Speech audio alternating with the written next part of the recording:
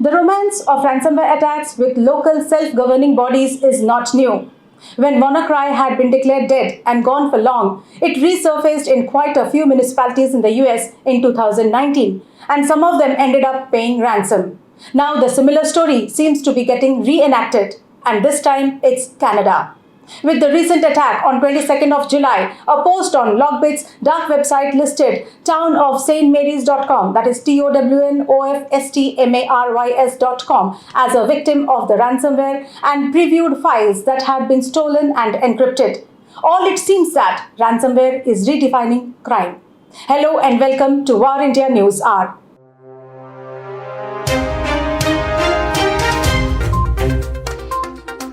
The Canadian town of St. Mary's, Ontario, has been hit by a ransomware attack that has locked staff out of the internal systems and encrypted data. The small town of around 7,500 residents seemed to be the latest target of the notorious LockBit ransomware group. The notorious ransomware gang locked the internal servers and encrypted the data of St. Mary's, a town in southwestern Ontario. Cyber attackers who launched these malwares demand a ransom from the victims in order to not compromise their data. The town's mayor, A.I. Strathedy, said, "We have a skilled and knowledgeable team of town staff, cybersecurity experts and legal counsel working around the clock to resolve any issues related to this incident." The threat becomes significant as not only individuals but private or government organizations, businesses, or even entire towns and cities can get under attack and lose control of their data. Critical municipal services such as fire, police, transit, and water or wastewater systems were unaffected by the incident and are operating as usual. The visitors of St. Mary's website are greeted with a message saying the town is investigating a cybersecurity incident that locked an internal server and encrypted the data. The LockBit cartel gave the town a deadline to pay the ransom or have their data published online. According to reports, no ransom has been paid as of yet, and the town asserts that the majority of city operations are still in place and that staff members are still employed and receiving pay. Their website reports investigating the source of the incident, restoring the backup data, and also assessing the impact on the information. They are confident that they would come out successfully based on the nature of the team available with them to crack the case and restore operational normalcy. Their internal server was locked and data was encrypted. They claim that the city functions are running normally despite the attack. Let's look into today's headlines in VARINDIA. India clears defense purchases worth rupees 29,000 crores. India has declared weapon purchases worth rupees 28,732 crores, including armed drone swans, carbines, and bulletproof jackets that will be designed and developed in the country in a boost to PM Modi's vision for self-reliance in the defense manufacturing sector. The Defense Acquisition Council also approved the purchase of around 400,000 close-quarter carbines to combat the current complex paradigm of conventional warfare, hybrid warfare, and counter-terrorism at the borders. Malicious Android apps found to be installed 10 million times from Google Play.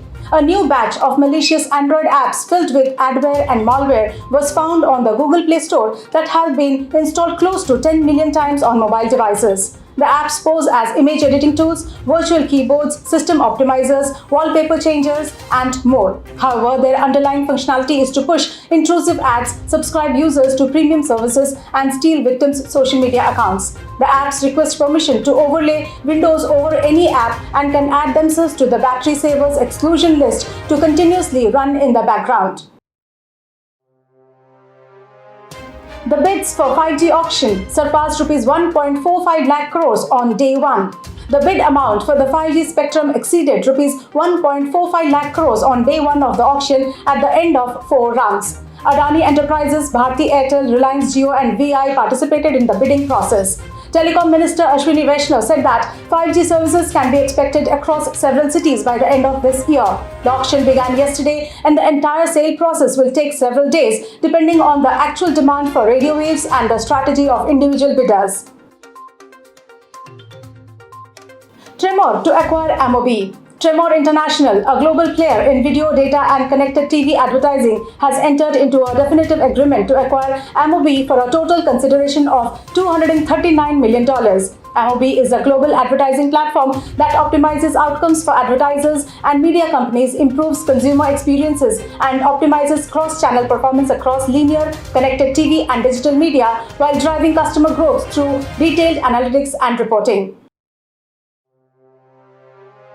Hackers now targeting journalists. There has been a noticeable rise in hacking threats on journalists, especially those in Europe and North America, as hackers from Asian countries try to take control of their social media accounts for misuse. The cyber attackers use a modus operandi within a message is sent to Twitter users saying that their account has seen a new login in Moscow, Russia.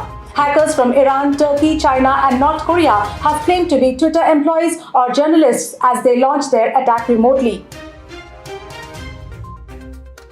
That's all for now. Please like, share, comment, and subscribe to VARINDIA News Magazine. You can download the VARINDIA app from Google Play Store and Apple App Store for the latest news and updates. Stay tuned. Thank you.